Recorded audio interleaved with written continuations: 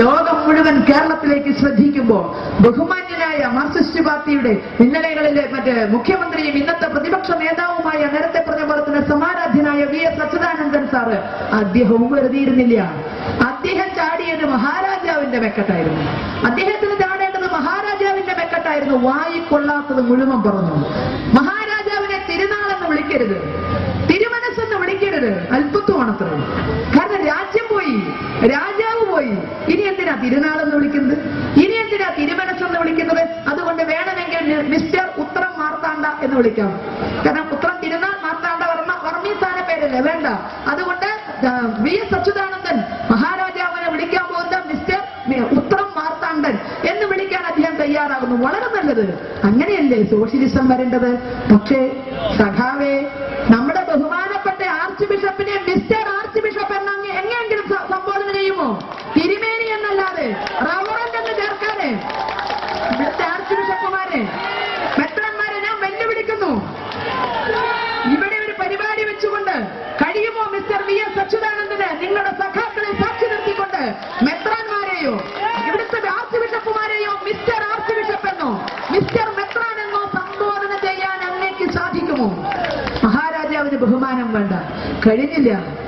പാണക്കാട് തങ്ങന്മാര് കഴിയോ? Mister Hyder Ali, mister Sadiq Ali, ഇവിടെ നിന്ന് പറയാൻ സാധിക്കുമോ? ഞാൻ പറയില്ല, ബഹുമാനത്തോടു കൂടിയേ പറയുള്ളൂ. പക്ഷേ തിരുനാള് വേണ്ട, തങ്ങള് വേണ്ട, സ്ഥലപ്പേര് വേണ്ട, പറഞ്ഞുകൂടെ മിസ്റ്റർ? ബഹുമാന ചോദ്യം ഒക്കെ വിട്ടുകൊണ്ട് ഇനി മിസ്റ്റർ കിടന്നോട്ടെ, അതുപോലെ ഇല്ലാതെ വിളിക്കാൻ കഴിയുമോ?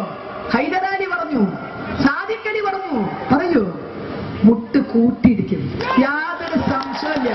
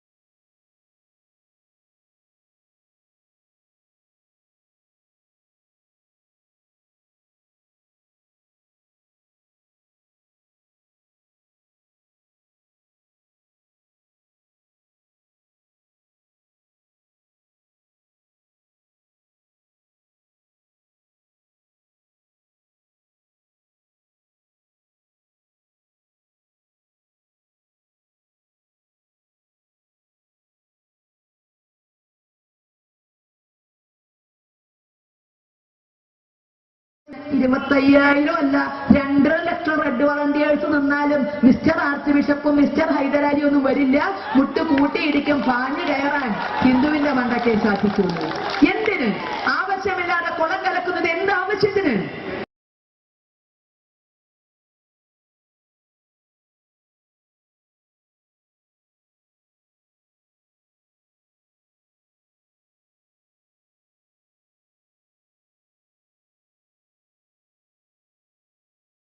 അടിയിലായി.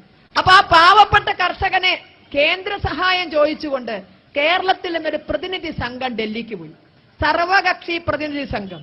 നിയമസഭയിൽ പ്രാതിനിധ്യമുള്ള പാർട്ടികളുടെ MLA-മാർ ഉൾപ്പെട്ട ഒരു സമിതി പോയി പ്രധാനമന്ത്രിയെയും സോണിയാഗാന്ധിയെയും ഒക്കെ കണ്ട് വല്ല ഇത്തിരി സഹായവും തരണേന്നൊന്ന് പറയാൻ വേണ്ടിയിട്ട് സംഘം ഡൽഹിയിലെത്തി. ഡൽഹിയിലെത്തി കഴിഞ്ഞപ്പോഴല്ലേ കാണുന്നത് ആ കൂട്ടത്തിൽ പോയ ചില MLA-മാരെ കാണാനില്ല.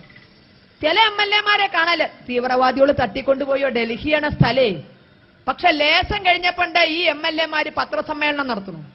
മൈക്കിന് മുന്നില് നേതാക്കളല്ലേ ഇരിക്കുള്ളൂ, ബാക്കിയുള്ളവർ പിന്നിൽ തൊട്ട് മറ്റേ ബലിയിടുമ്പോ തൊട്ട് നിൽക്കണമാതിരി ബാക്കിയുള്ളവർ തൊട്ട് നിൽക്കുന്നുണ്ട്. പ്രധാനികള് പത്രസമ്മേളനം നടത്തുന്നു. ആരാ പ്രധാനികള്? ഒന്ന് നമ്മുടെ ഇപ്പോഴത്തെ പ്രതിപക്ഷ നേതാവും മുൻ മുഖ്യമന്ത്രിയുമായ ഉമ്മൻചാണ്ടി, തൊട്ടിരിക്കുന്നത് നമ്മുടെ മാണിച്ചായ. ഈ രണ്ടുപേരുമാണ് പത്രസമ്മേളനം നടത്തുന്നത്. പത്രസമ്മേളനം നടത്തിയപ്പോൾ ഇവരെവിടെയാ പോയിരുന്നത്? ഇവരെ പ്രധാനമന്ത്രിയെയും സോണിയാഗാന്ധിയും വേറിട്ട് കാണാൻ പോയതാണ്. വേറിട്ട് കണ്ട ഒരു മെമ്മോറാണ്ടം കൊടുത്തു.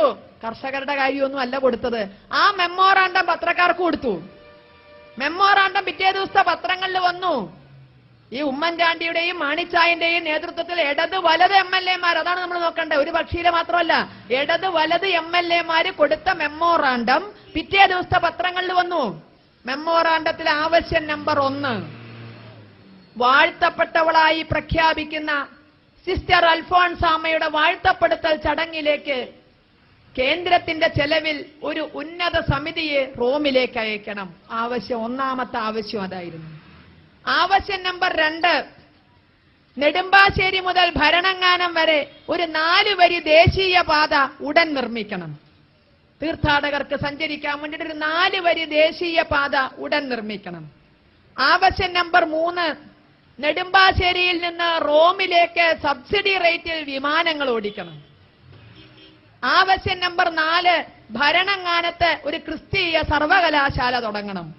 ആവശ്യം നമ്പർ 5, അതെല്ലാരും നോക്കിയാ കാണില്ല, അടിയിൽ NB എന്നിട്ടിട്ട് എല്ലാവർക്കും നോക്കിയാ കാണില്ല. ഭരണങ്ങാനത്ത് ഒരു തുറമുഖം കെട്ടണം, അതിന് അറബിക്കടൽ പാലാ വഴി തിരിച്ചുവിടണം. അതായിരുന്നു 5ാമത്തെ ആവശ്യം.